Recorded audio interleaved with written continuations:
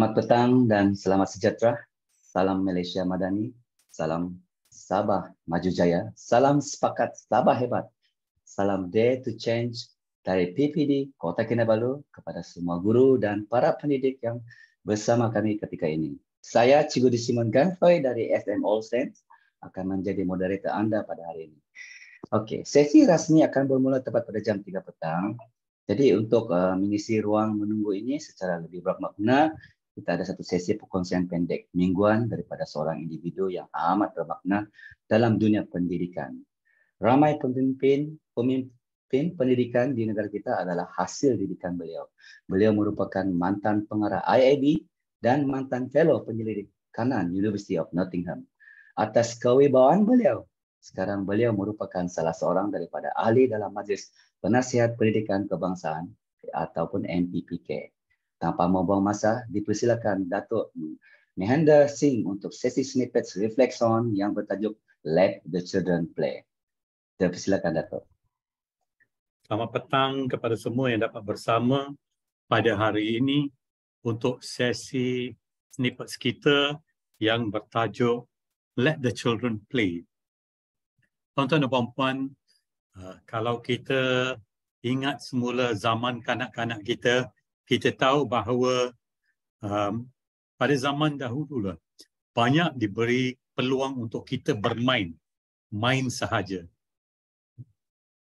Dan banyak kita pelajari daripada peluang untuk bermain. Apa sebenarnya main, saya akan terangkan sebentar lagi. Tapi saya nak utarakan dan nak kongsi di sini bahawa Let the Children Play ini merupakan satu tunjang utama juga di negara Finland.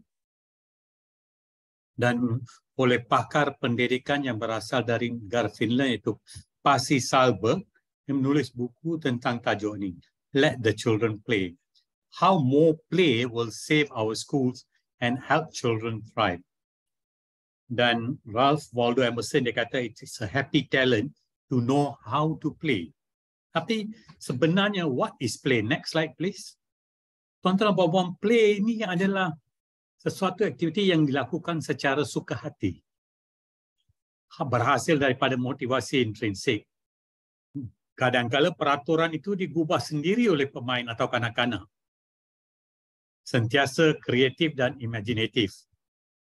Dan dimainkan atau dikendalikan tanpa keadaan stres. It doesn't matter who wins. Dia tak mengutarakan kemenangan. Ya, tak mengutarakan kemenangan. So ini adalah di antara ciri-ciri tentang aktiviti main ini. Next slide please. So tuan-tuan dan puan-puan, kalau play ini ada seorang pakar dia bagikan kepada 4 tunjang utama.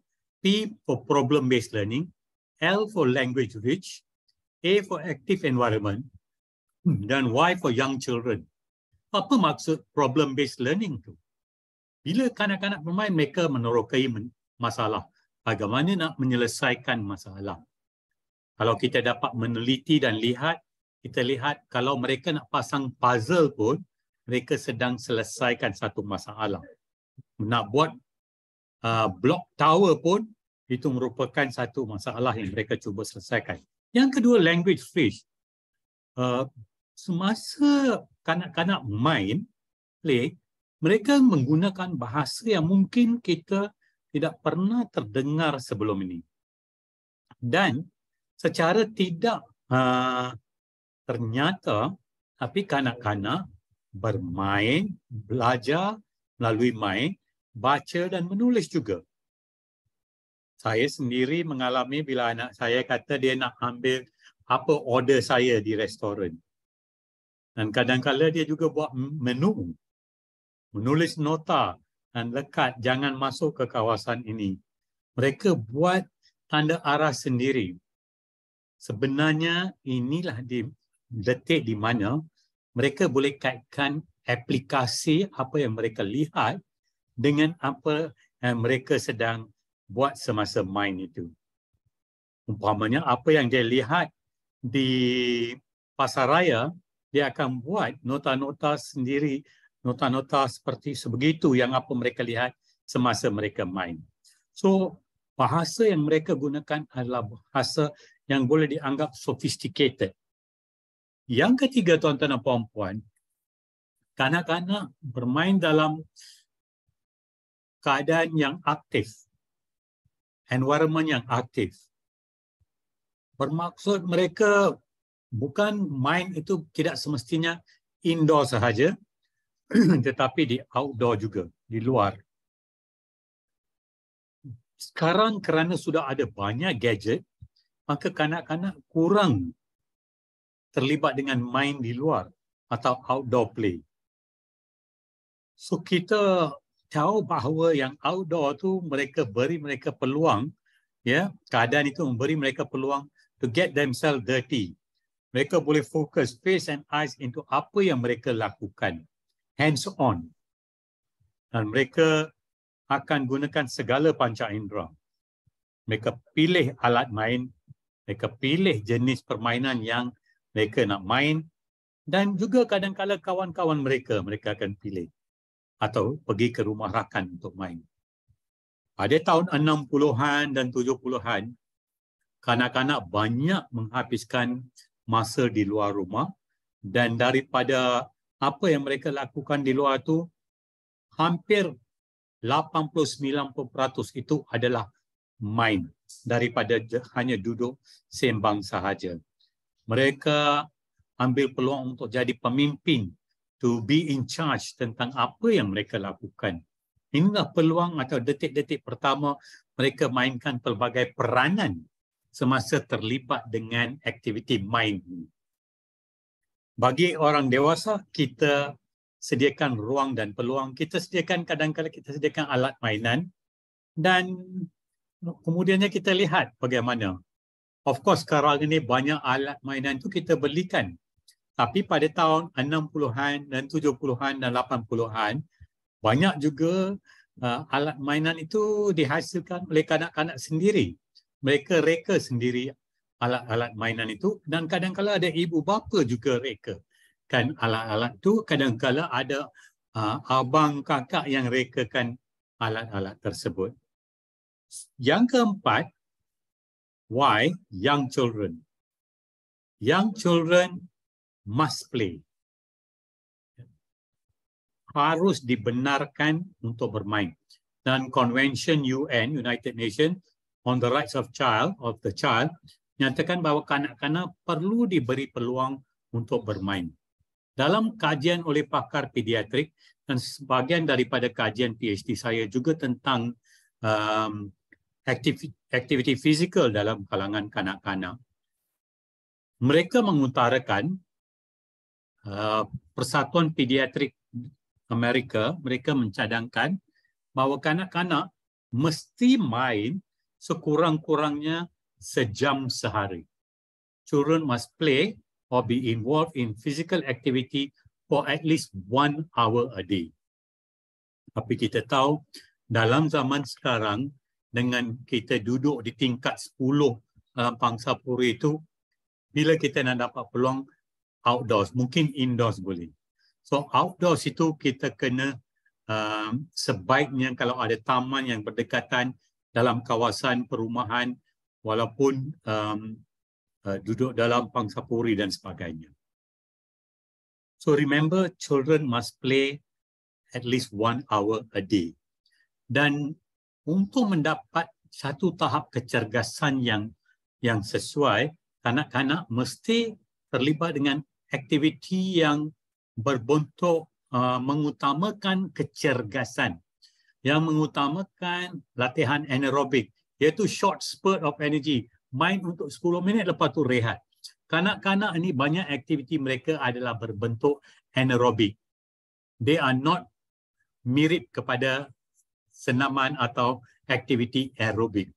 Anaerobik ni dalam pemahaman layman, aktiviti yang mengambil masa yang singkat, 5 minit, 10 minit, lepas tu rehat dan lepas tu main lagi dan seterusnya.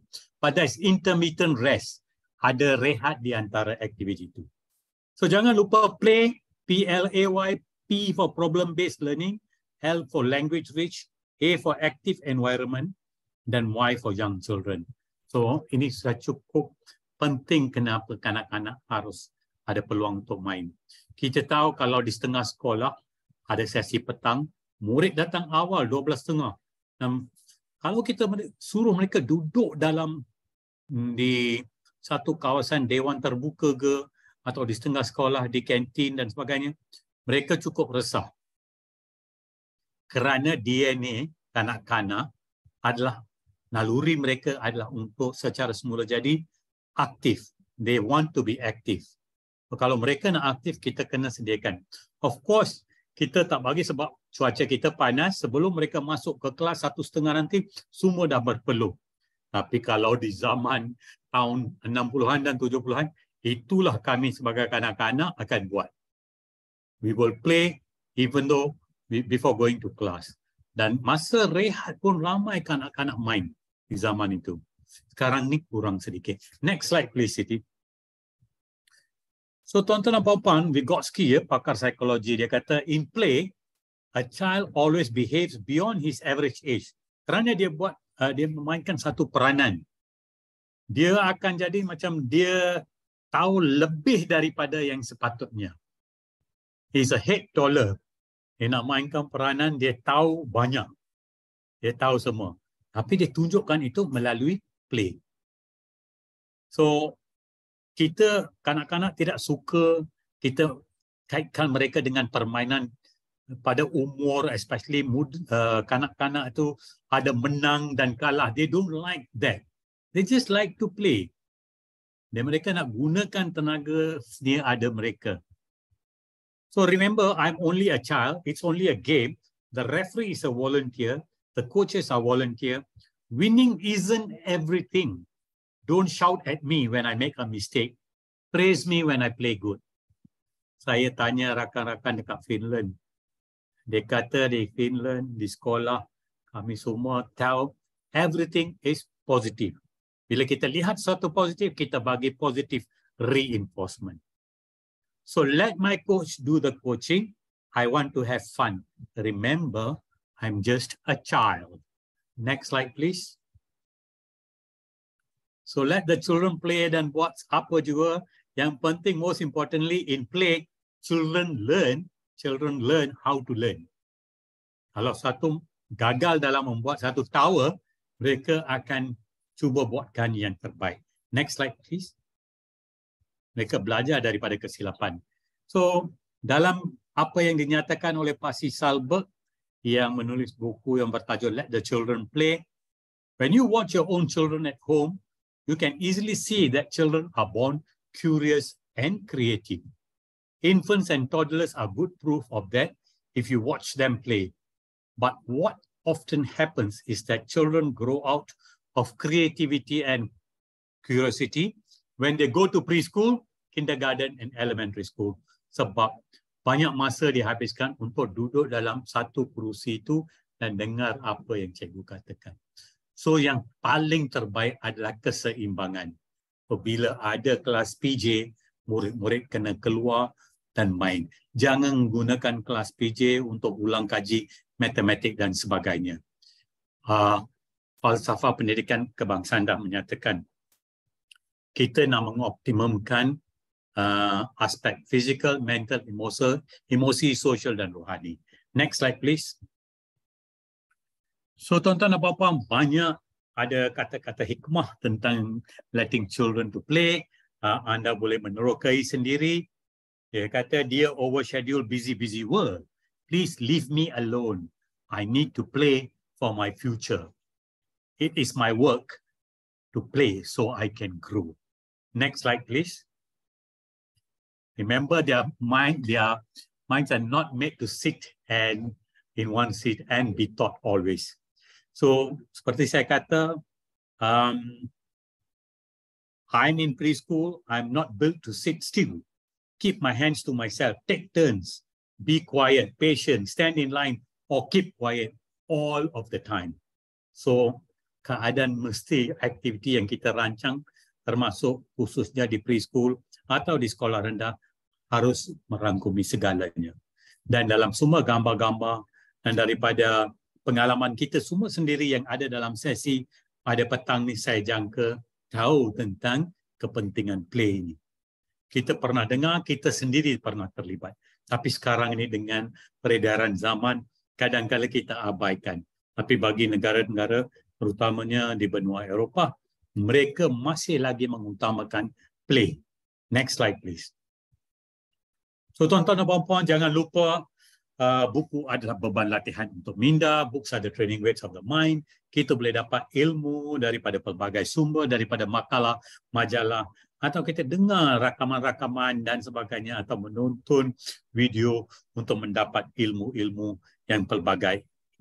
Remember, reading is thinking. Dan saya sebut beberapa kali, it is easier to build strong children than to fix broken adults. So, if a child can't learn the way we teach, maybe we should teach the way they learn. Itu saja daripada saya untuk hari ini. Dan saya nak kongsi satu slide tentang satu seminar yang akan atau webinar yang akan berlaku pada 5 hari bulan yang kita panggil CDL Talk, Mindspawn. Ya. Tajuknya ialah Schooling to Maximize Learning oleh pakar dalam bidang Cognition in Learning, Mr. Javier Arguello, yang berada di negara Amerika Syarikat, dan dia akan kongsi tentang ilmu berkaitan dengan the role of cognition in learning. Dan tajuk khususnya Schooling to Maximize Learning. Adalah secara percuma, link ada di sini. Hari ini anda dah boleh berdaftar dan terus dapat jawapan daripada pihak berkenan.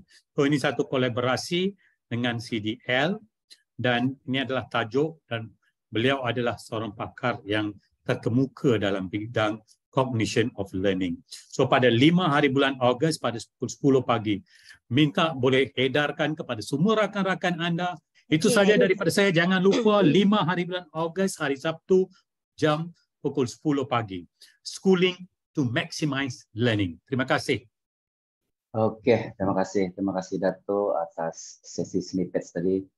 Saya sebenarnya sangat tertarik dengan kajian yang menunjukkan kanak-kanak ni bila terlibat dengan aktiviti kecergasan seperti aktiviti anaerobik tadi yang seperti doktor dah sebut, boleh meningkatkan lagi kecergasan minda anak-anak.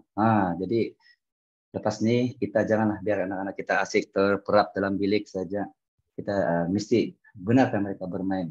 Okey, dan apa yang telah dikongsikan tadi saya nampak dia sungguh bermakna dan saya percaya ia telah dan sentiasa memberi inspirasi kepada kami sebagai pendidik. Baik, tadi Dr. Dato' ada kongsikan iklan webinar dan saya tengok tajuknya juga agak menarik ya, Schooling to Maximize Learning. Saya tengok dia lebih kepada macam mana kita mendalami. Mereka akan mengupas macam mana untuk mendalami pemahaman kita dalam tentang peranan kognitif dalam pembelajaran. Wow.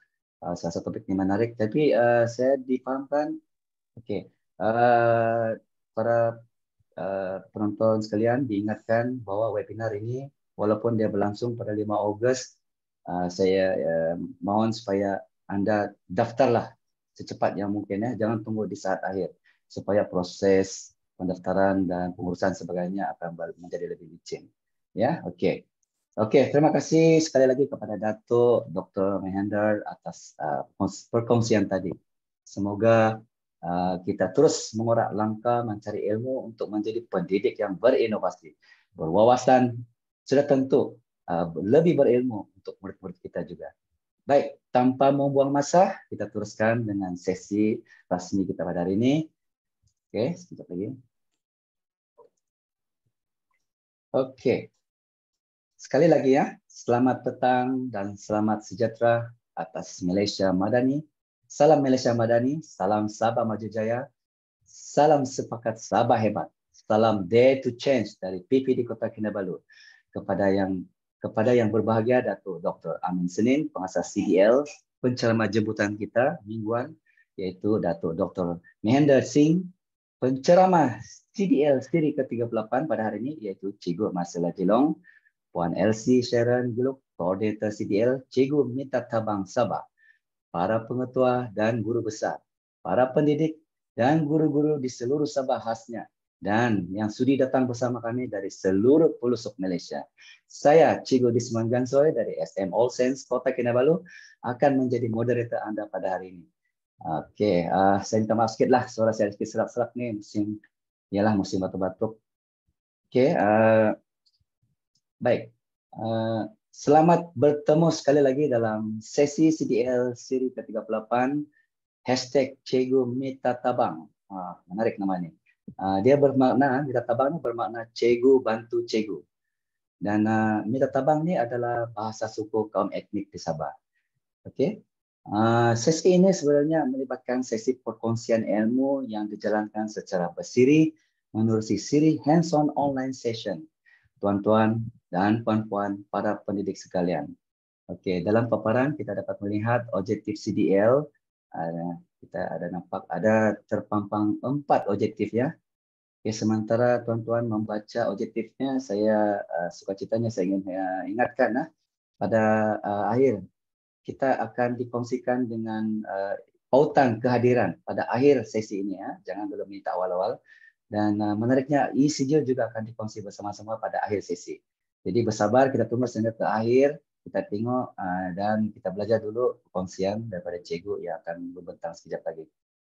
Okey, seterusnya saya mengambil kesempatan ini untuk memperkenalkan penceramah CDL siri ke-38, iaitu Cikgu Marcella Jelong yang akan membuat perkongsian dengan kita pada petang ini. Berikut saya bacakan dululah biodata pembentang kita pada hari ini. Cikgu Marcella ini ialah seorang guru prasekolah dari SK Sim Tuang Tuang. Menarik namanya. Terletak di daerah Tambunan dengan pengalaman mengajar dalam bidang prasekolah selama 11 tahun. Menarik. Beliau sangat aktif dalam membangunkan pelbagai inovasi untuk meningkatkan tahap kualiti pengajaran dan pembelajaran di sekolah. Dan pernah terlibat dalam pertandingan inovasi sehingga ke peringkat kebangsaan. Tahniah. Baiklah, dalam CDL Hands-on Online Session Sabah siri ke-38 kita pada hari ini, pembentang kita, Cikgu Marcella akan membuat perkongsian yang bertajuk TNM khas untuk prasekolah. Dan sepanjang perkongsian ini, saya percaya cikgu-cikgu mesti ada persoalan, mesti ada pemiskilan. Jangan malu bertanya.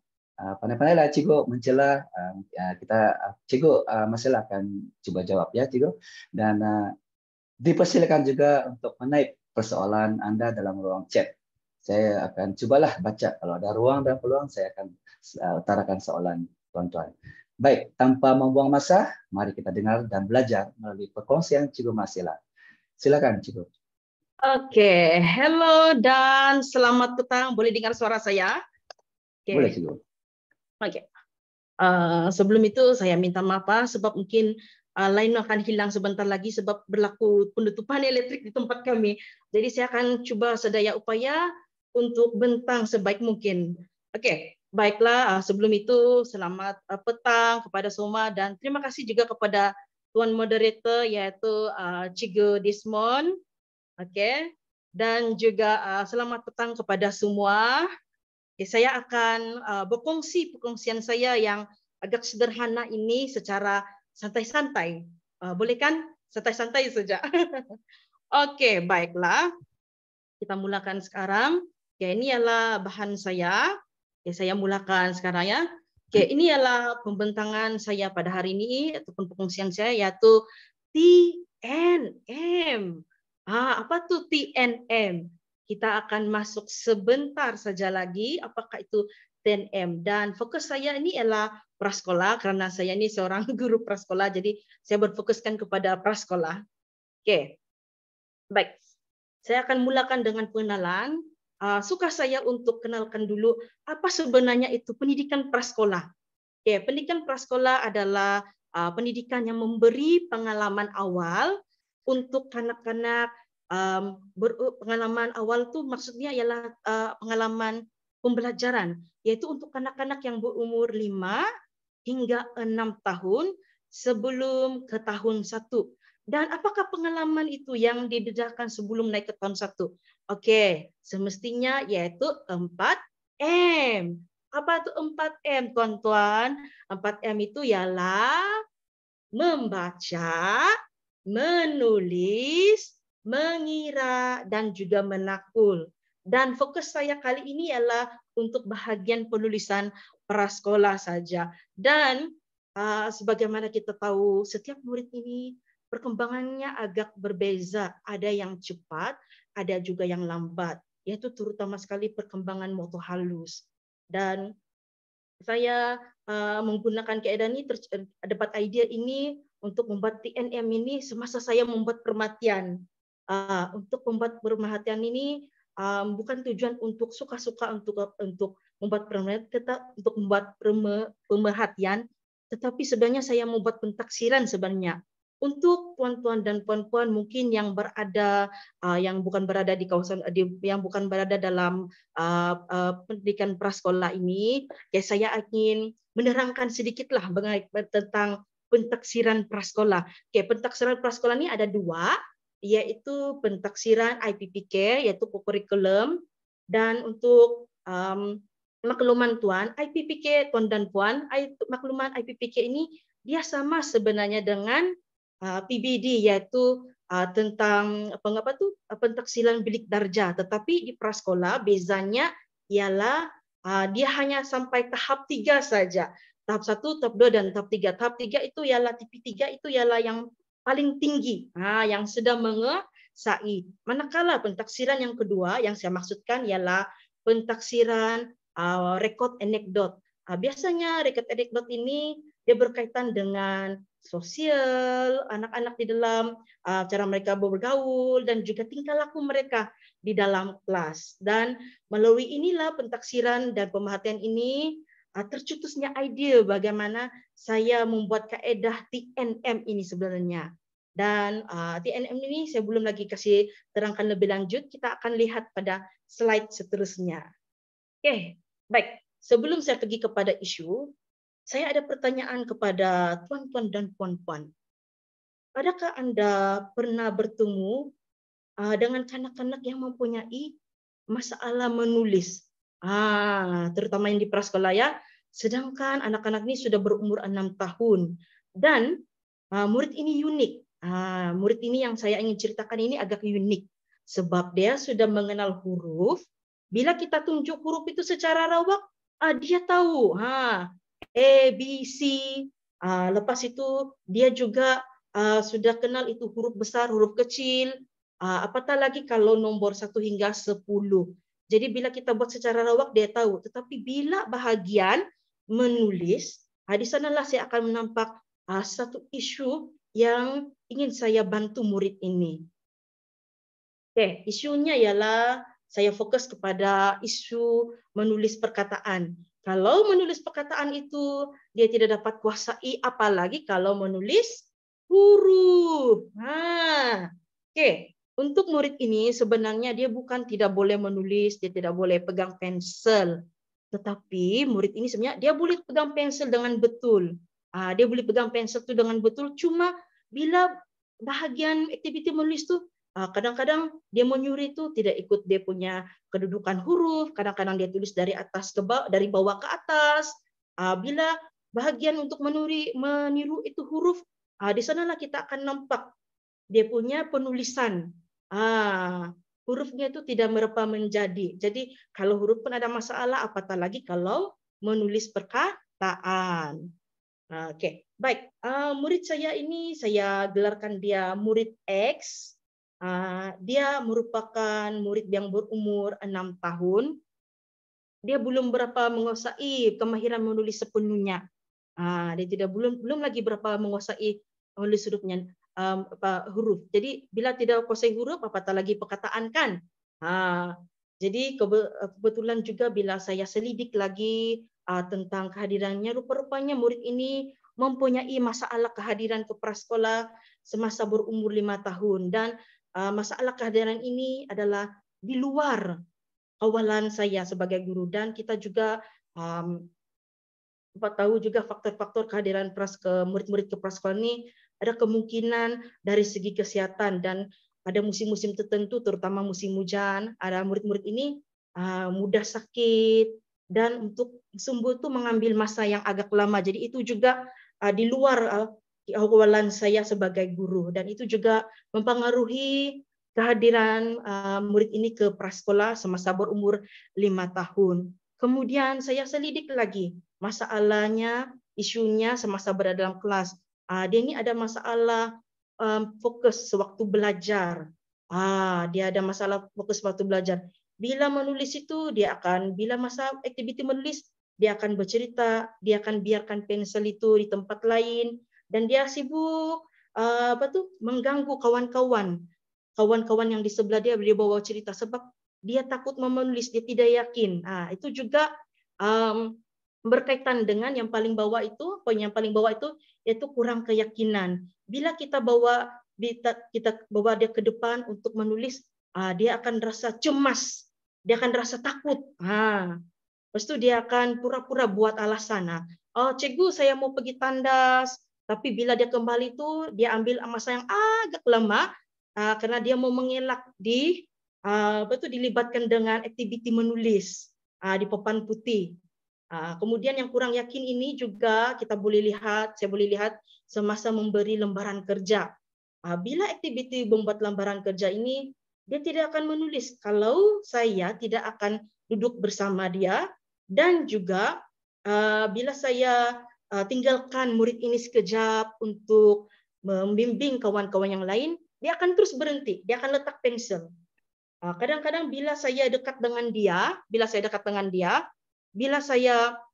tengok lembaran kerja, dia akan pegang pensil, dia akan coba menulis. Dan bila bergerak sedikit saja pensil, dia akan tanya, "Cikgu, macam ni kah tulis? Cikgu, macam ni kah tulis? Betulkah saya tulis?" Jadi itulah saya dapat lihat betapa kesiannya murid ini sebab dia kurang yakin dan dia ada masalah waktu belajar untuk menulis. Sedangkan dia umur 6 tahun dan kemahiran ini yang paling penting dia kuasai sebelum naik ke tahun 1. Oke, dari isu ini maka saya membuat intervensi saya, yaitu saya menyediakan bahan yang mempunyai warna yang menarik, size tulisan yang besar, membuatlah T2B. Oke, baik. Untuk bahan ini kita akan lihat nanti semasa dalam slide proses nanti. Oke. Untuk bahan ini yang warna menarik ini saya gunakan warna-warna yang terang. Nanti kita akan lihatlah, saya akan guna warna yang terang dan boleh dilihat dari jauh karena anak-anak ini dia suka warna-warna yang terang. Dia suka warna-warna seperti merah, ada juga yang saya lihat mereka juga suka warna hijau, warna hitam. Jadi saya mengambil warna-warna kesukaan mereka ini untuk dijadikan sebagai alat bantu saya. Dan kita akan lihat sebentar saja lagi lembaran kerja itu di dalam proses TNM nanti. Oke, baik. Seterusnya saya juga menggunakan size tulisan yang agak besar. Karena murid-murid prasekolah ini dia memerlukan size tulisan yang besar supaya dia nampak lebih jelas. Kalau tulisan yang kecil agak susah dia untuk lihat sebenarnya. Jadi dia perlu tulisan yang besar dan juga berkait dengan warna yang saya katakan tadi, itu guna warna untuk menarik perhatian dia. Dan juga untuk intervensi saya ini, saya gunakan T2B karena itu adalah aktiviti yang wajib ataupun kelaziman yang digunakan untuk prasekolah. Dan dalam T2B itu untuk pengetahuan semua, saya sertakan juga itu kemahiran kebat. Macam mana kemahiran kebat itu diselitkan di dalam T2B, kita akan lihat sebentar saja lagi. Oke, untuk intervensi ini juga bagaimana saya mau tarik itu murid X ini supaya berminat untuk menulis, tidak bosan. Jadi saya bawa dia bercerita. Guna bercerita dengan murid tentang apa yang dia suka. Apa yang dia suka? Haiwan, rumah, dan sebagainya. Oke, saya berhenti sekejap. Karena saya dapat rasakan mungkin ada di kalangan guru-guru ini tertanya-tanya, Cikgu Marcella, bagaimana pula kalau murid itu dia memilih perkataan yang agak panjang dan agak susah? Bagaimana Cikgu bantu dia? Oke, Cikgu-Cikgu, kita ini ada satu kelebihan. kita nih boleh memujuk. Jadi kita gunakan kuasa memujuk itu, kita bantu dia memilih benda yang dia suka, tanpa dia rasa dia sebenarnya dikontrol ataupun dikawal oleh guru. Jadi untuk murid ini, setelah saya memujuk, bercerita dengan dia, jadi akhirnya dia memilih nama kawan baik dia. Kebetulan nama kawan baiknya itu sangat pendek dan ada 4 huruf saja. Jadi saya pilih nama kawannya itu sebagai untuk saya tarik murid ini untuk belajar kemahiran menulis. Bagaimana? Nanti kita akan tengok semasa proses nanti ya. Dan untuk pengetahuan semua, kita lihat sini yang berwarna merah ini telah mendapat kebenaran daripada ibu bapa pelajar. Baik, untuk gambar nanti saya terus terang kita hanya dapat melihat lembaran kerja saja karena persetujuan saya dengan ibu bapa, saya tidak boleh bagi tengok muka murid walaupun karena tutup muka dia, tetapi saya tidak dibenarkan untuk kasih tengok gambar juga, dan saya hanya dibenarkan untuk kasih tunjuk lembaran kerja murid ini sahaja. Oke, baik. Dan juga disinilah saya akan menggunakan teknik TNM. Apa tuh teknik TNM? Oke, sebelum saya jelaskan apa TNM, bolehkah kita buat pergerakan ini? Oke, kita buat pergerakan ini, tangan. Kita buat bersama-sama. Oke, angkat 2 tangan. Oke, kita 2 tangan, lepas itu kita sentuh. Kita sentuh. Oke, sentuh, lepas itu kita gerak menulis. Gerak menulis. Sentuh, gerak. Sentuh, gerak. Oke, tanya cegu-cegu. Oke, inilah dia apa tuh TNM. TNM itu ialah touch and move, sentuh dan gerak. Bagaimana sentuh dan gerak ini dilakukan untuk membantu murid ini? Kita akan lihat sebentar saja lagi ya. Oke, saya menggunakan pendekatan pembelajaran yaitu peniruan dari teori Bandura dan juga pelaziman dari teori Thorndike. Dan sumber ini saya ambil dari Google untuk pembacaan ilmiah saya. Oke, untuk aktiviti ini dia dijalankan semasa rehat. Saya tidak akan buat sepanjang hari. Saya akan ambil satu masa yaitu masa rehat. Semasa tunggu kawan-kawan. Oke, ada. Maaf tadi tidak visual tidak keluar tadi ya, masalah. Oke, ada sudah sekarang. Teruskan. Oke, minta maaf ada gangguan karena di sini ada gangguan elektrik, jadi mungkin lain pun akan ada gangguan selepas ini. Oke, saya teruskan lagi pembentangan saya. Oke. Aktiviti TNM ini saya jalankan semasa rehat. Sementara tunggu kawan-kawan selesai makan, selesai memburus gigi. Jadi saya bawa murid ini duduk dekat saya dan saya jalankan ini aktiviti TNM. Oke, penerangannya TNM ini saya tidak jalankan setiap hari. Saya tidak akan jalankan setiap hari. Saya akan bagi mungkin dalam seminggu itu selang-seli. Isnin saya buat, Selasa berehat, Rabu buat aktiviti, Kamis berehat, hari Jumat berehat, ataupun dalam satu minggu itu mungkin saya ambil Selasa, Kamis, Jumat, tidak menentu. Tetapi dia kerap dilakukan dalam satu bulan itu. Oke. Dan ada sebabnya juga kenapa saya tidak saya tidak buat secara kerap, karena untuk pengetahuan semua guru-guru Isnin hingga Jumat saya yakin dan saya pasti kita ada aktiviti menulis. Jadi kalau sudah ada aktiviti menulis, kita kasih jalan lagi ini aktiviti setiap hari, saya risau dia akan bosan. Dia tambah tidak mau akan buat sebab dia rasa tertekan. Hari-hari saya akan buat, hari-hari saya akan buat. Sudahlah aktiviti menulis hari-hari saya akan buat. Lepas itu Cikgu Marcella kasih tekankan saya lagi aktiviti TNM. Jadi saya mau elakkan itu situasi itu kepada murid ini. Dan saya ambil masa TNM ini, tengok keberkesanannya adalah masa 3 bulan. 3 bulan saja saya tengok. Dan untuk 3 bulan ini bohonglah kalau saya katakan tidak ada masalah ya. Sepanjang 3 bulan itu berbagai cabaran yang saya hadapi. Contohnya masalah kehadiran. Seperti yang saya katakan tadi, masalah kehadiran yang berkaitan dengan kesehatan ini adalah di luar kawalan kita, cikgu-cikgu. Dan ada musim-musim tertentu yang murid-murid ini dia demam. Lepas tu dia mudah sakit. Bila dia mudah sakit, masa untuk dia sembuh tu agak panjang. Agak panjang. Kemudian kita juga dalam masa 3 bulan tu cabaran buat saya apabila kita tengok emosi dia masa itu belum stabil. Bila emosi kanak-kanak ini tidak stabil, agak susah untuk kita buat aktiviti ke TNM ini. Bila dia marah, dia sedih, saya yakin dia pasti tidak akan lakukan ini aktiviti. Oke. Baik, saya akan teruskan lagi aktiviti saya akan teruskan lagi slide seterusnya. Oke. Saya tanya sedikit ya, Cikgu. Biasanya Cikgu handle berapa pelajar untuk intervensi macam ni? Oke.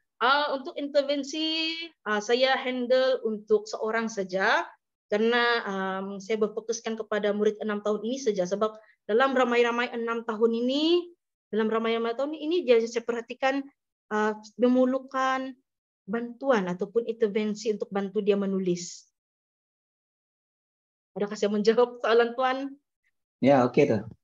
Sebab saya mau tengok suasana kan, tidak ada gambar, jadi tidak kacau. Ya, teruskan. Okey, baiklah.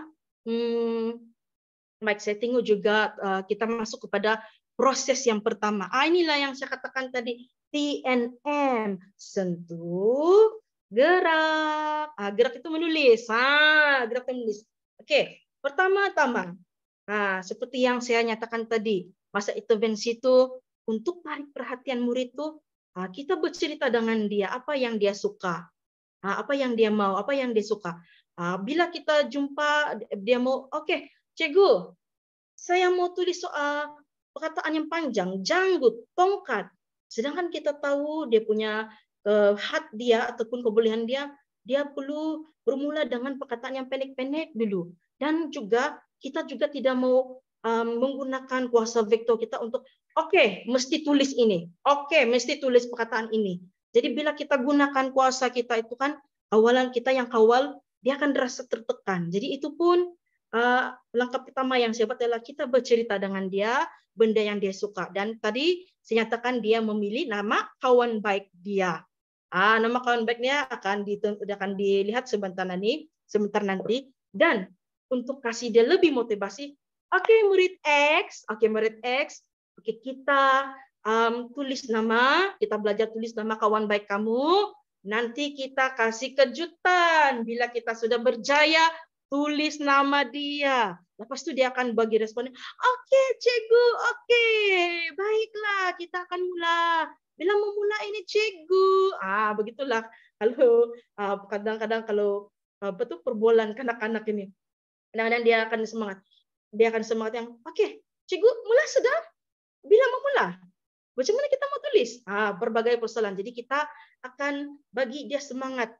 Bagi dia semangat. Okey, kita akan tulis sebentar saja lagi. Sabar. Okey, kita akan tulis ya. Okey. Pertama, bila memulakan ini semestinya kita perlu kasih terang dulu aktiviti. Cikgu perlu kasih terang dulu aktiviti. Okey, aktiviti dia lah kita buat dulu sentuh dan gerak. Kemudian kita tunjuk, kita dulu buat.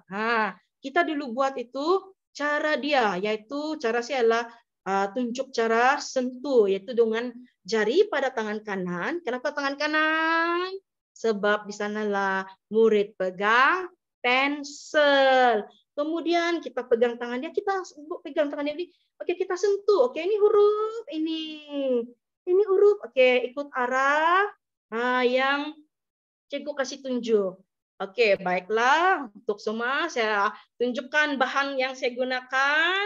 Ini dia bahan yang saya gunakan.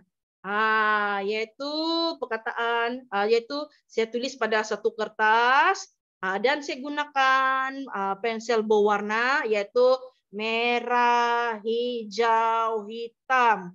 Oke, saya juga kasih terang. Oke, merah itu yang pertama kita kena buat dulu. Lepas itu kita pergi kepada warna hijau. Lepas itu kita pergi warna hitam untuk yang ketiga. Oke, baik. Sebelum saya tunjukkan cara bagaimana saya buat pergerakan ini, sedikit pengetahuan semua. Pergerakan dari cara menulis ini sebenarnya saya banyak juga rujuk dari internet semua. Ada juga saya rujuk dari buku-buku lembaran kerja yang dijual di sekolah, dijual di kedai. Tapi saya berpikir, adalah lebih baik kalau saya berbincang dengan guru tahun 1, mana tahu mereka ada ide bagaimana mengajar, membantu saya menjadikan pengajaran tentang kemahiran nulis itu lebih baik. Jadi sedikit juga perkongsian daripada guru. Ini macam mana saya tahu ada nih dalam buku teks tahun 1. Inilah pentingnya kawan-kawan, cikgu-cikgu semua, bila kita ada perkongsian ilmu, yaitu boleh juga kita isi dalam PLC. Kita boleh juga guna ini perkongsian ini masukkan dalam PLC, yaitu saya gunakan buku tahun 1. Boleh nampak buku dia? Oke, ini adalah buku tahun 1 yang saya gunakan sebagai rujukan cara tulis. Dan kalau Anda lihat, ini adalah buku yang saya rujuk. Yaitu buku teks tahun 1 bahasa Melayu, dan di dalam dia kalau cikgu-cikgu buka ada aktiviti menulis sebenarnya di sini, yaitu pada muka surat di depan. Ini pada muka surat 4, muka surat 4 dan juga muka surat 5. Untuk muka surat 4, ini dia tunjukkan cara tulis untuk huruf kecil. Untuk huruf besar terdapat pada muka surat 5. Jadi disinilah saya rujuk sebenarnya cara menulis huruf. Mungkin ada kawan-kawan tertanya-tanya, kenapa saya memilih buku teks? Saya tidak gunakan dari internet maupun lembaran kerja dari yang saya beli dari mana-mana ataupun dari internet, karena saya memilih ini sebagai rujukan. Karena bila murid itu akan naik ke tahun 1, ini juga mereka akan tengok buku itu semasa tahun 1. Jadi kita bagi pendedahan awal, gunakan buku ini, ambil ini dia punya aktiviti, dan bila dia naik tahun 1 nanti, dia tidak akan terkejut. Ini pula cara tulis. Ini pula cara tulis dia. Tulis A, B, C. Jadi kalau kita sudah awal-awal kita kasih dedakan dia ini, memudahkan dia sudah belajar menulis sebenarnya cara arah yang betul. Dan juga dia sangat membantu untuk guru-guru tahun 1 untuk kesinambungan aktiviti menulis huruf. Saya teruskan lagi perkongsian saya. Jadi perkongsian ini saya bagaimana saya buat ialah seperti yang saya katakan sebagai tahu tadi, yaitu kita kasih terang dulu nomor urutan merah untuk 1, hijau untuk 2, hitam untuk 3. Jadi dalam masa yang sama Tuan dan cikgu-cikgu semua, kita gunakan anak panah ini. Anak panah ini sebagai petunjuk arah di mana perlu digerakkan, jari itu perlu digerakkan. Sebelum saya terangkan lebih lanjut, mungkin ada persoalan dari antara guru-guru, kenapa saya guna huruf besar bukan huruf kecil? Sebab huruf kecil ini kan kita banyak guna untuk menulis. Huruf besar ini mengikut situasi tertentu, contohnya tulis nama pada borang, juga mungkin ada yang permulaan perkataan, guna huruf besar kan. Kalau Anda perhatikan huruf yang ada di sini menggunakan garis lurus. Jadi saya fokuskan dulu technical cara tulis itu huruf. Saya guna technical supaya yang mereka mudah menulis nanti. Jadi saya guna yang kata yang huruf besar dulu supaya ini garis lurus senang dia buat nanti. Kecuali ini S, itu memang tidak boleh buat apa-apa sebab memang tulisannya berbentuk melengkung. Oke, tapi yang huruf-huruf lain tuh dia lebih banyak garis lurus. Jadi itu yang merancangkan dia supaya dia tidak stres awal-awal, tidak stres setelah banyak melengkung. Jadi kita gunakan huruf besar. Oke. Satu lagi, di prasekolah saya kalau tulis nama ini saya menggalakkan kanak-kanak menulis huruf besar. Kenapa huruf besar? Kenapa bukan huruf kecil? Oke, kita juga selain daripada kita mengajar mereka menulis huruf, saya juga menyediakan anak-anak murid ini satu hari nanti bila mereka terbiasa tulis huruf besar, apabila mereka sudah dewasa, mereka gunakan kemahiran nulis huruf besar ini untuk menulis nama pada borang. Kalau Anda perasan kebanyakan borang menggunakan huruf besar kan? Jadi jangan kita tunggu dia sudah berumur sekolah menengah, baru kita kasih pendedahan tulis huruf besar itu nama. Di prasekolah lagi kita terapkan supaya bila dia sudah meningkat dewasa dia tidak akan terkejut mau tulis huruf besar dan dia tidak keliru. Macam mana ya huruf besar huruf E? Macam mana ya huruf besar huruf S? Jadi kalau kita terapkan dari prasekolah dia akan jadi satu kebiasaan. Oke, baik. Bagaimana saya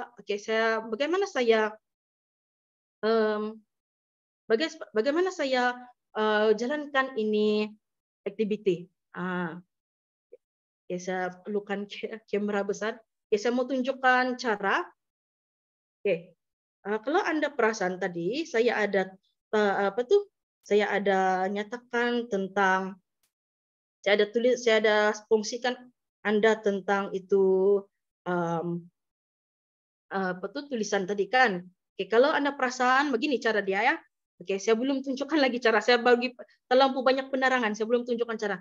Macam mana kita mau ajar dia ialah ini yang saya katakan tadi. Cara teknik dia lah guna jari kanan ikut merah turun, hijau turun, hitam ikut dia punya arah. Sekali lagi.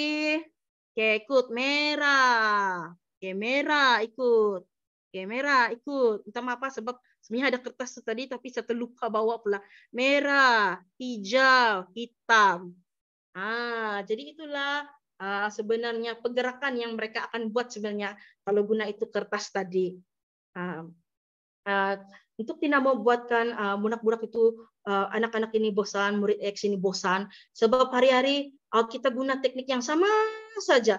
Merah, hijau, hitam, merah, hijau, hitam.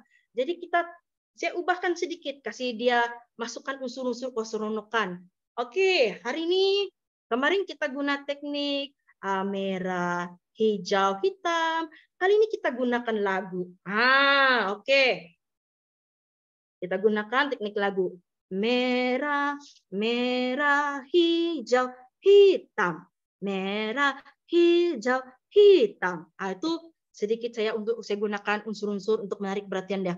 Kemudian kalau sudah guna itu kita ubah lagi untuk tarik perhatian dia. Mungkin kita boleh gunakan bunyi-bunyi sebab anak-anak ini dia suka bunyi-bunyi kan.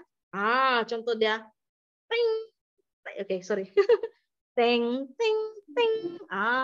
Lepas tu ting ting ting ting ting ting ting. Jadi sambil digerak-gerak itu jari dia tuh, sambil dia gerakkan tuh jari itu kita buat bunyi.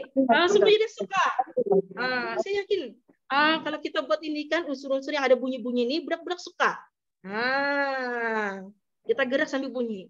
Lepas itu kita ubah lagi. Besok kita ambil lah bunyi-bunyi yang famous di TikTok. Sebab budak-budak kan sekarang suka TikTok.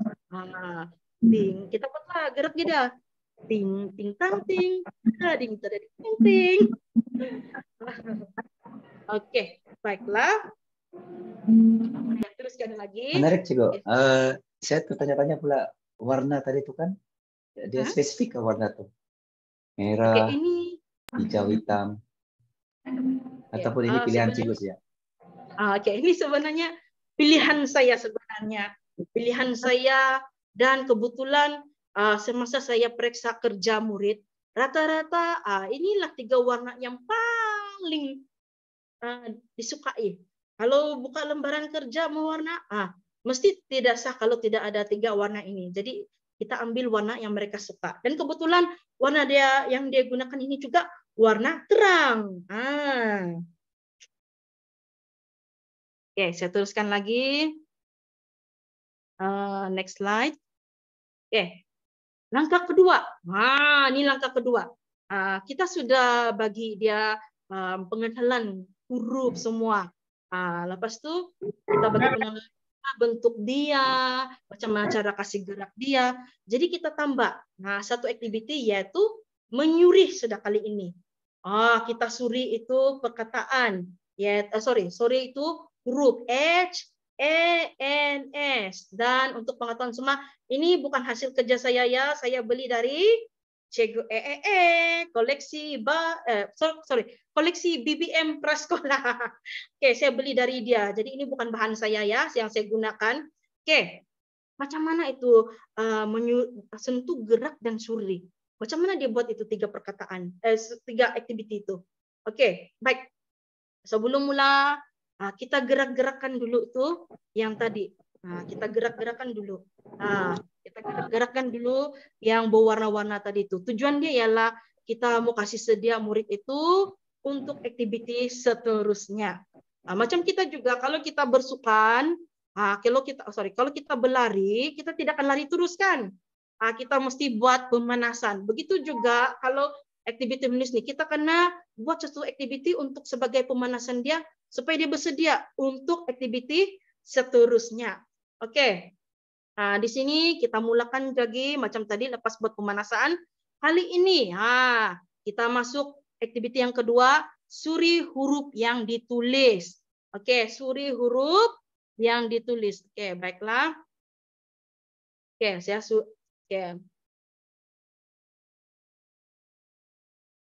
saya pergi kepada kamera saya. Saya mau tunjukkan sesuatu tentang menyuri ini. Bagaimana sebenarnya menyuri ini saya lakukan sambil saya buat ini pergerakan. Oke, bagaimana itu aktiviti menyuri, sentuh, gerak. Lepas itu kita menyuri. Bagaimana kita buat 3 aktiviti itu ialah tadi saya katakan ya lepas kita buat pemanasan. Lepas kita buat pemanasan itu gunakan jari itu ulang itu huruf, kita tambah aktiviti menyuri. Ini contoh saja saya bawa. Ya, ini contoh yang saya bawa sebab bahan sebenar itu sudah bagi tahu tadi saya gunakan bahan daripada Cikgu Oke, lepas dia suri, lepas dia gerakan jari, kalau dia gerakan jari bukan sekaligus huruf H terus dibuat. Dia tidak akan buat sekaligus. Dia akan buat satu persatu. Oke, kalau garis pertama dia gerak.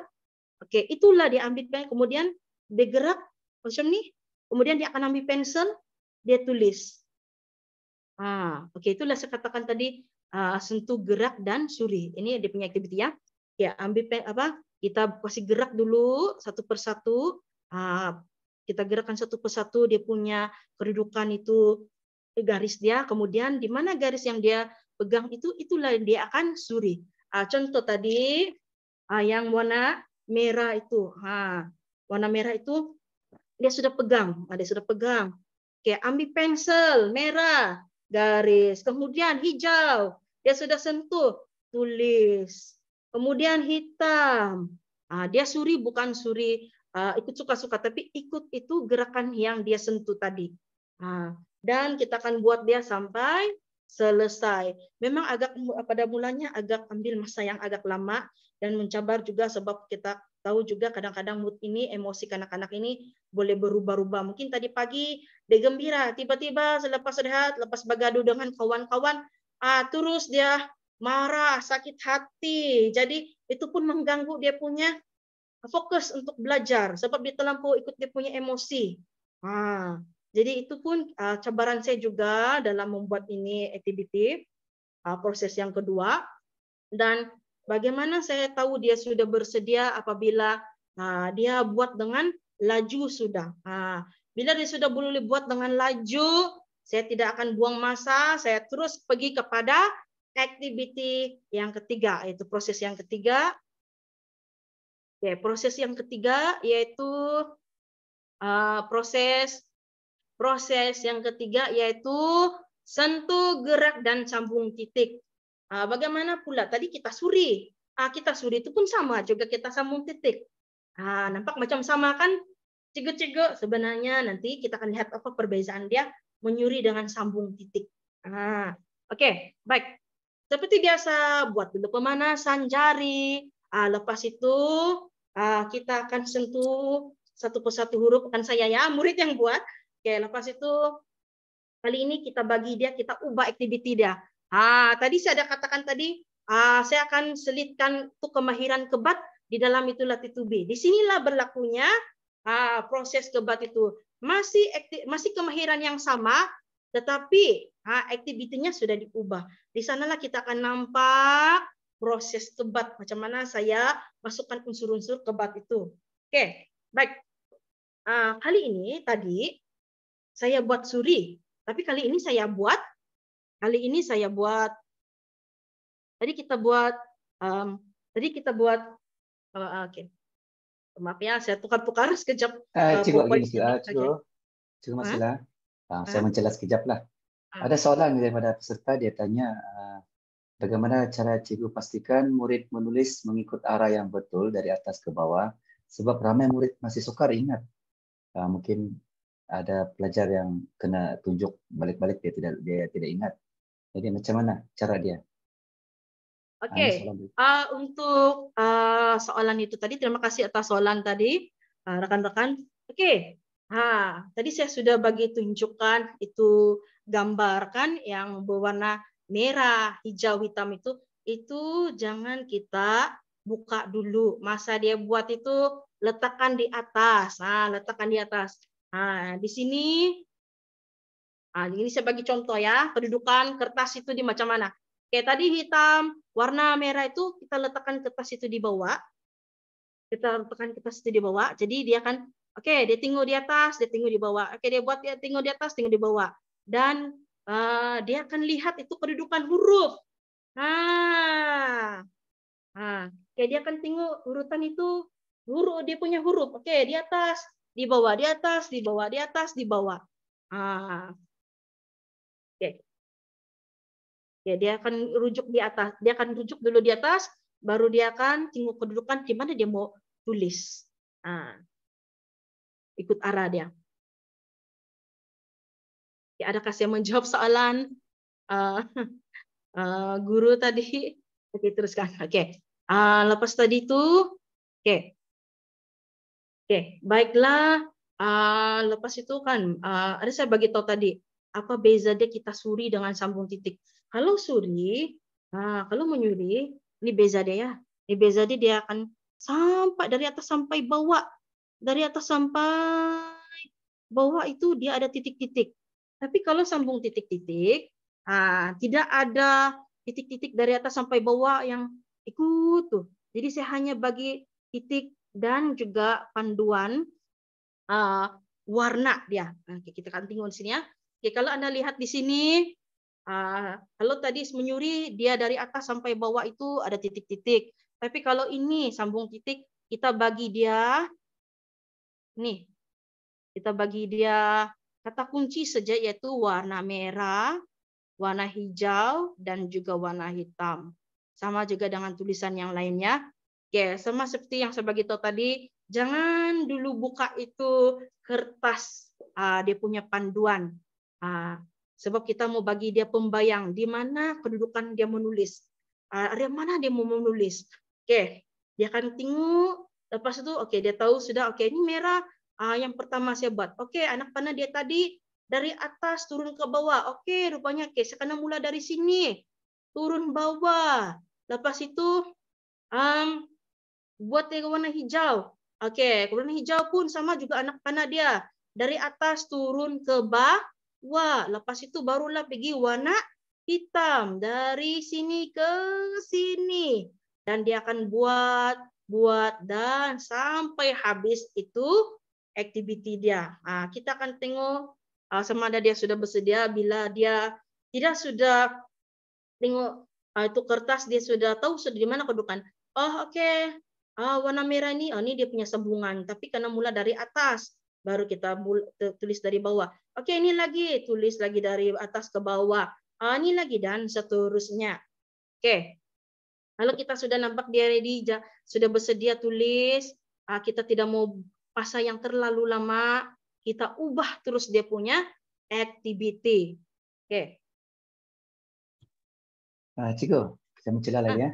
Ada soalan daripada peserta, Aida Zarina bertanya. Saya nak tanya cikgu lah, kalau murid menulis huruf, contohnya murid 5 tahun 5 mungkin, bagaimana cikgu nak mudahkan murid senang menulis abjad? Adakah kita kena kenalkan dan mengajar murid menulis huruf besar dahulu atau macam mana? Karena murid 5 tahun kadang tidak pandai memegang pensel dengan betul. Itu soalan daripada Aida Zarina. Terima kasih kepada atas soalan itu tadi. Oke, untuk 5 tahun kita biasanya kita digalakkan gunakan huruf besar, huruf kecil dulu kan, sebab huruf kecil ini banyak digunakan dalam penulisan. Tapi untuk saya gunakan cara yang orang kata lawan arus lah. Karena fokus saya ini sebenarnya saya mau technical. Dalam technical itu sebenarnya untuk pengetahuan cikgu-cikgu sebenarnya kita boleh kasih kenal huruf sebenarnya. Tadi itu macam gerakan tadi itu kan, macam kita tulis itu huruf H, dari atas turun ke bawah. Dalam kita masih gerak-gerak itu kita kasih kenal huruf. Oke, dari ini atas ke bawah, ini bentuknya adalah huruf H. Oke, kita buat lagi gerakan ini. Ini atas ke bawah. Ini adalah bentuk E, B, C. 2 dalam 1. Kita boleh buat sebenarnya kita boleh buat dalam 1. Ajar menulis dan dalam masa yang sama juga kita kasih kenal huruf. Minta maaf sebab saya terus terang kalau di prasekolah saya lebih suka mulakan dengan huruf besar walaupun sebenarnya digalakkan huruf kecil karena saya mau ajar itu teknikal cara menulis dahulu. Teknik supaya dia teknikal ini maksudnya memudahkan mana yang lebih mereka senang. Kalau melihat kepada aktiviti menyuri ini yang itu aktiviti pratulisan kebanyakannya kalau Anda perasan kebanyakannya yang paling dorang suka itu garis lurus berbanding garis yang bengkok-bengkok itu sebab itu mencabarkan, jadi kita gunakan garis lurus dia banyak itu, jadi kita ikut di mana keselesaan murid itu. Kalau dia suka garis lurus, kita mulakan dengan garis lurus, yaitu gunakan huruf besar. Ini untuk bagi saya lah, ini prasekolah saya. Tapi terpulang juga kepada cikgu, kita tengok keselesaan juga cikgu macam mana. Oke, baik. Saya pergi kepada langkah 4, yaitu sentuh pada pada huruf ikut arah yang betul pada masa yang sama, tulis huruf yang disentuh. Oke, kali ini kalau kita lihat di sini bukan lagi saya guna aktiviti menyuri, bukan lagi saya guna aktiviti sambung titik, tapi saya gunakan ini sudah. Saya tulis di atas kertas. Mungkin ada yang tanya ke cikgu, tadi warna-warni kenapa tiba-tiba satu warna saja, warna biru.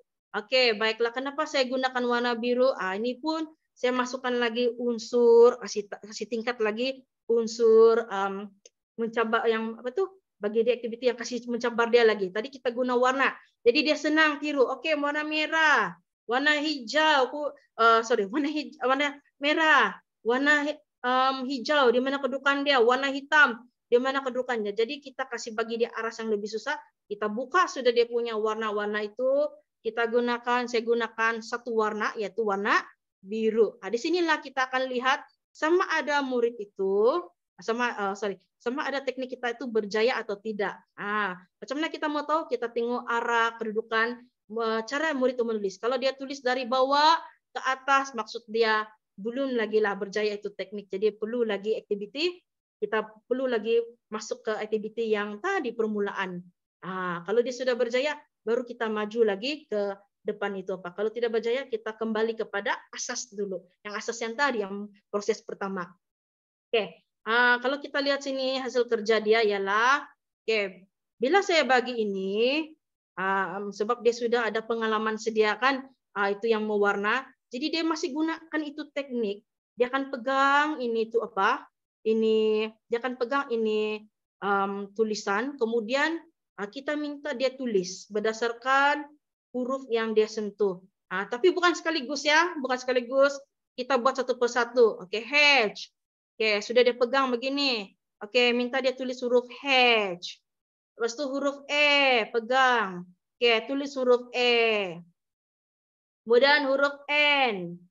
Oke, lepas itu dia akan buat. Tapi ini pada masa ini baru permulaan, dia mula-mula buat. Jadi saya perlu lagi bantu dia, bagi dia pembayang, clue, titik di mana perlu dia sambung. Kemudian huruf S, dia akan buat. Dia akan buat itu S yang dia kasih gerakan tadi. Jadi kalau kita tengok sini, kalau di apa tuh, kalau ditinggal di lembaran kerja ini, dia belum lagi menguasai sepenuhnya. Sebab saya ada bantu dia ini. Saya ada bantu dia itu nih, titik-titik ini sebagai pembayang di manakah dia perlu tulis sebenarnya. Oke. Dan kita di sini juga bila dia sudah kuasai, macam saya cakap tadi, kita tidak mau terlalu lama. Asal kita nampak sudah ada progres, terus kita pergi kepada langkah kelima, yaitu meniru huruf tanpa sentuh. Kali ini kita gunakan ini lembaran kerja ini yang kita tulis ini. Tapi kali ini jangan kita bagi dia sentuh itu huruf. Kali ini kita uji dia, tengok saja itu huruf, kemudian tiru tulis. Itu adalah langkah kelima, yaitu di mana macam saya katakan tadi, pembelajaran melalui peniruan. Jadi di sinilah dia berlaku itu pendekatan, yaitu dia tiru huruf tanpa sentuh. Sudah kita bagi dia pensel, kita hanya bagi dia kertas yang ditulis tadi. Oke, sekarang cikgu mau kamu tulis satu persatu huruf pada perkataan yang cikgu bagi. Oke, dia akan buat tanpa sentuh. Dalam masa yang sama juga kita buat perhatian, kita bantu dia. Kalau dia ada masalah, kita pegang tangan dia. Dan sekali-sekala juga kalau untuk pemula ini memang banyak cabaran juga, dia akan kembali mau pegang lagi. Jadi jangan kita marah dia, kita bagi dia masa. Macam saya cakap tadi, kalau dia belum dapat sepenuhnya, kita kembali kepada yang terdahulu dia punya proses. Dan bila dia buat ini, makin lama makin dia buat, dia berlatih, akhirnya dia sudah boleh tulis. Ini dia punya tulisan. Ini dia tidak sudah sentuh. Ini dia buat sudah. Dia buat sudah. Dia tulis. Dia tulis tanpa dia sentuh sudah. Dia hanya tiru saja. Kita bagi dia huruf, kemudian dia tiru sudah itu huruf sambil dia tulis. Kita bagi dia perkataan, lepas itu dia tengok, oke, dia akan tulis seperti biasa. Oke, baiklah. Lepas itu kita tengok sini. Sebelum saya pergi kepada kesimpulan, saya lupa bagi tahu ya. Saya lupa bagi tahu tadi. Mungkin ada yang kawan rekan-rekan tertanya, apa jenis pensil yang saya gunakan sepanjang proses saya lakukan ini. Oke, ya, ini ialah pensil yang saya gunakan untuk sepanjang buat aktiviti ini. Kalau Anda lihat, ini pensil biasa yang digunakan, yaitu bentuk bulat. Lepas itu dia ini, jenis yang ini kan yang di kedai ini. Maaf ya, boleh lihat, boleh nampak. Ini pensil yang biasa kita nampak kita guna. Tapi kalau saya sepanjang proses itu saya gunakan pensil ini. Kenapa saya guna pensil ini? Yang pertama kita lihat dia punya pensil ini agak besar, memudahkan dia pegang.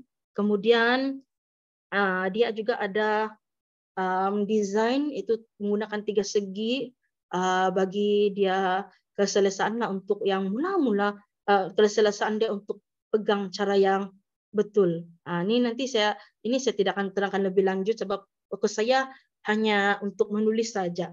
Dan ini saya lupa tadi, minta maaf ya. saya lupa bagi tahu. Saya lupa bagi tahu jenis pensil yang saya gunakan. Oke. Saya kembali ke semula. Oke, saya kembali semula. Oke, ini dia punya hasil akhir dia bila dia buat ini activity. Bila dia buat ini activity. Oke. Dan kita akan nampaklah dia punya kesimpulan, dia punya hasil dia ialah selepas dia buat ini activity selama 3 bulan, saya melihat perubahan tingkah laku dia, yaitu dia lebih yakin untuk menulis. Kali ini macam mana saya boleh dapat rasakan dia lebih, bukan rasa, tapi bagaimana saya tahu dia berkeyakinan apabila saya tinggalkan dia sementara semasa aktiviti menulis ini, saya pergi tempat kawan yang lain, saya bimbing kawan yang lain, dia tidak lagi, cikgu, sikit-sikit angkat itu kerja, cikgu, betul, dia tidak akan sudah buat seperti itu.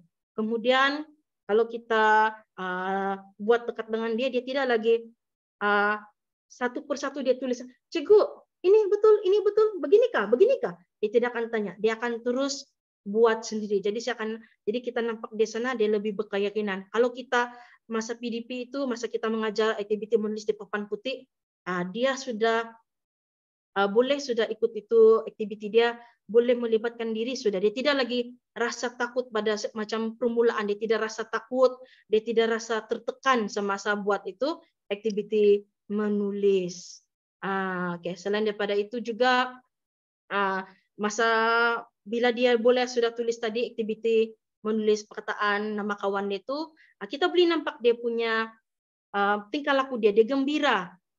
Dia masih besar suaranya, dia bagi tahu, tengok saya boleh tulis nama kawan baik saya. Tengok saya boleh tulis nama kawan baik saya. Tengok saya boleh sudah menulis. Jadi kita boleh nampak reaksi muka dia. Jadi bagaimana saya tahu keberkesan nanti, kita lihat dia punya riak wajah, dia punya tingkah laku, yaitu kegembiraan dia berkongsi dengan kawan-kawan bahwa dia sudah boleh menulis. Dan dia juga, ini juga sebagai kejutan untuk kawan baiknya yang duduk di sebelah. Oke, saya sudah boleh tulis nama kamu.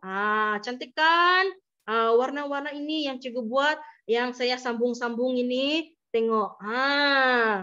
Lepas tu dia bilang, lepas tu bila dia bila dia bertemu dengan kawan-kawan yang lain masa rehat, saya boleh sudah tulis huruf-huruf yang lain. Saya boleh sudah tulis macam kamu. Jadi itu kita boleh nampak dia punya keyakinan dan juga minat dia menulis. Biasanya dia akan letak pensel. Tapi kali ini dia pegang itu pensel, bila saya bagi lembaran kerja, dia terus ambil pensel, terus dia buat.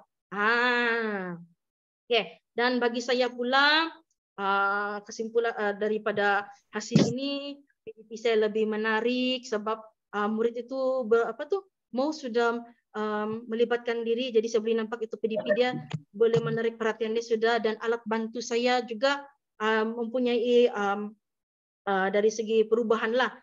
Saya buat alat bantu saya lebih menarik. Kalau selama ini kita tampal-tampal tulisan, kita pancar LCD. Jadi itu yang kebiasaan. Jadi kalau saya buat yang ini, yang tulisan tadi itu, dia suka. Dia akan guna ini, ambil ini lembar ini kertas, dia akan buat aktiviti. Dia akan buat ini, dia akan gerak-gerakan jari dia. Jadi saya tahu bahwa alat bantu saya ini menarik untuk dia. Oke. Untuk penambahbaikan pada masa akan datang, mungkin saya akan gunakan perkataan yang lebih panjang lah. Tadi kita guna 4 huruf. Mungkin saya akan gunakan perkataan yang lebih panjang, lebih daripada 4 huruf. Contohnya tongkat, macam tadi itu pilihan tongkat, janggut. Jadi saya boleh sudah gunakan itu perkataan yang lebih panjang. Oke. Yang kedua, kekemasan tulisan. Karena di sini sebenarnya saya belum lagi menekankan kekemasan. Saya lebih kepada cara menulis sebenarnya. Dan juga kita kasih keyakinan dia untuk buat ini aktiviti. Dan penambahbaikan saya pada masa akan datang, kalau dilihat tadi, saya gunakan bahan yang tulisan dia tenggelam, tidak timbul. Jadi itu juga mungkin salah satu juga penambahbaikan saya pada masa akan datang. Saya akan gunakan tulisan timbul. Karena kalau tulisan timbul ini kanak-kanak lebih Oke. Dan tulisan timbul ini juga mungkin saya juga boleh gunakan bahan-bahan yang ada terdapat di sekitar saya. Mungkin saya boleh gunakan batu, letakkan di atas, kemudian dia ramas. Mungkin juga saya boleh gunakan untuk kasih jadi tulisan itu timbul. Saya gunakan kertas ya, gentel. Lepas itu saya lekatkan di kertas itu, kemudian dia akan sentuh. Itu juga penambahbaikan saya pada masa akan datang lah untuk tulisan timbul ini. Oke, ini kesimpulannya, teknik ini berjaya membantu murid saya menulis perkataan sekaligus dengan huruf. Pengajaran saya lebih menarik karena murid ini sudah boleh melibatkan diri. Dalam masa yang sama juga dia menjana ide saya untuk lebih kreatif dalam menghasilkan alat bantu mengajar. Dari segi itulah inovasi. Dia juga daripada aktiviti ini juga dia membantu saya untuk lebih kreatif dalam menghasilkan alat bantu kemahiran. Tidak semestinya hanya ini untuk menulis saja. Mungkin yang benda lain pun mungkin saya boleh gunakan teknik yang sama. Salah satu dia yang saya boleh kaitkan ialah penulisan nombor. Karena itu pun melibatkan aktiviti menulis juga kan kawan-kawan, cikgu-cikgu semua. Penulisan penulisan nombor, sebab itu pun menggunakan kemahiran menulis juga. Angka 1, 2, 3 itu pun ada juga melibatkan aktiviti menulis. Jadi saya mungkin dapat guna ini untuk bantu mata pelajaran lain. Oke. Sebelum saya pergi kepada terakhir, saya ada tadi persoalan tentang huruf besar, huruf kecil. Mungkin ada guru-guru tanya, kalau dia guna huruf H, E, N dengan S, macam mana huruf lain? Dia boleh tulis huruf kecil, dia boleh tulis. Oke, saya tunjukkan ya. Ini adalah hasil kerja dia yang terbaru. Setelah saya gunakan itu teknik, sekarang dia sudah boleh menulis huruf kecil. Kalau Anda lihat di sini, sepatutnya dia mulakan dulu aktiviti menyuri, baru tulis di bawah. Tetapi dia mulakan dulu tulis, tiru dulu. Dia mulakan ini dulu. Dia langkah satu, sebetulnya dia langkah satu yang permulaan sebetulnya yang perlu dia buat mula-mula ini menyuri. Tapi dia terus buat ini. Ini juga bukti bahwa teknik TNM ini membantu dia menulis. Oke. Ini saya kaitkan tadi tentang huruf besar, huruf kecil kan. Kalau huruf kecil macam mana? Jadi mungkin ini dia punya bukti bahwa selain daripada huruf besar dengan guna teknik ini, huruf kecil pun kita boleh buat sebenarnya. Oke, sebelum saya tutup pembentangan saya buka kepada beberapa soalan. Mungkin ada yang kurang jelas ataupun cara penyampaian saya terlalu laju. Mungkin ada di kalangan peserta soalan-soalan.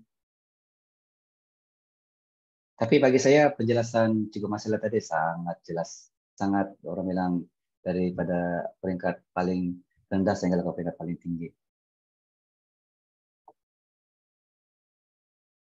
Oke, ada tidak daripada peserta? Kita ada masa yang agak baik juga nih. Boleh kita tanyakan soalan. Mungkin perkongsian kah? Saya tengok ada perkongsian di sini ya daripada cikgu-cikgu. Oke. Rasanya tidak ada lah nih ya, Cikgu Marcella. Oke, dengan itu, saya tunjukkan, sebab batuk sedikit. Dengan ini, gambar ini, saya tutup pembentangan saya dengan ucapan terima kasih karena sudah mendengar perkongsian saya yang sederhana ini, dan saya menyusun 10 jari. Minta maaf sangat-sangat kalau penyampaian saya itu kurang menarik ataupun terlalu laju ataupun bahan-bahan yang saya guna itu kurang menarik. Oke, Cikgu. Terima kasih, Cikgu. Saya rasa sangat menarik. Dan kalaulah saya jumpa tekniknya awal-awal dulu, anak sekarang sudah masuk tahun 2, tahun 3, jadi mungkin saya boleh apply nih. Dia sangat, apa bilang, perkongsian cikgu dengan penjelasan cikgu itu sangat jelas. Dan saya percaya cikgu-cikgu, peserta di luar sana pun inginkan bahan-bahan ini. Tapi yang jelas, yang saya tahu nanti video ini akan dikongsikan dalam YouTube. Type saja CDL Sabah siri ke-38, tak silap saya ya. Dan nanti akan diupload ke video. Admin akan upload dan sabar cikgu-cikgu, kita akan kongsikan juga link nih. Kita ada lagi satu sesi yang pendek sebelum saya akhiri lah. Oke, sekejap. Baik. Jadi dengan demikianlah perkongsian Cikgu Marcella tadi itu sangat manfaat. Memang sangat mantap lah penjelasan yang sangat jelas. Dan kita mengucapkan ribuan terima kasih lah kepada Cikgu Marcella Jilong atas sesi hands-on yang sungguh bermakna tadi. Mohon cikgu-cikgu nanti akan mengisi maklum balas dan kehadiran melalui link yang akan dikongsikan. Nanti akan dikongsikannya. Dan untuk pengetahuan tuan-tuan dan puan-puan, kita ada lagi satu siri yang sentiasa menarik. Tiap-tiap minggu ini menarik ya. Untuk minggu depan kita ada satu siri bertajuk Practices in Science and Chemistry Classroom. Ini sesuai untuk cikgu-cikgu subjek sains dan kimia. Ini saya nak join nih. Akan berlangsung pada 3 bulan 8 Kamis. Masa yang sama 2.50 sehingga 4.30 dan kita nanti boleh terus ke link yang diberi sini untuk join. Sekarang tuan-tuan boleh snapshot ke apa semua. Nanti kita akan join nanti aktiviti ini. Pembentangnya adalah Sherry Yan Julius.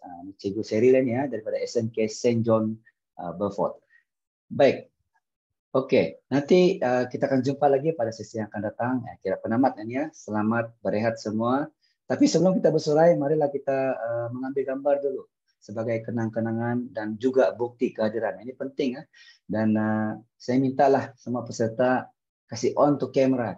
On-kan kamera semua ramai-ramai. Nanti admin kita akan snapshot, ambil gambar ramai-ramai. Tidak kisahlah cikgu-cikgu peserta di dalam kereta kah, di dapur kah, di mana-mana saja. Ambil gambar.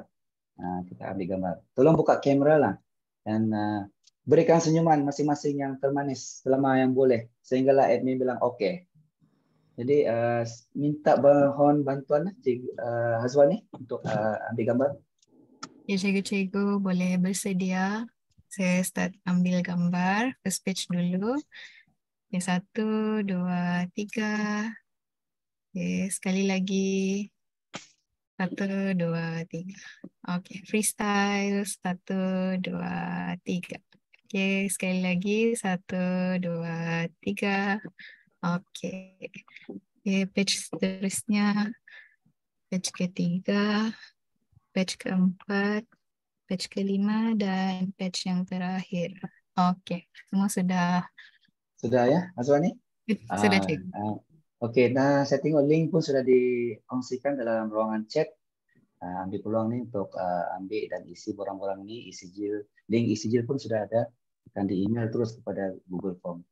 Dalam Google email lah rasanya. Okey, jadi sekian saja. Kita tamat awal sedikit 4.22 dan jumpa lagi minggu depan. Bye semua. Bye. Okey, terima kasih semua.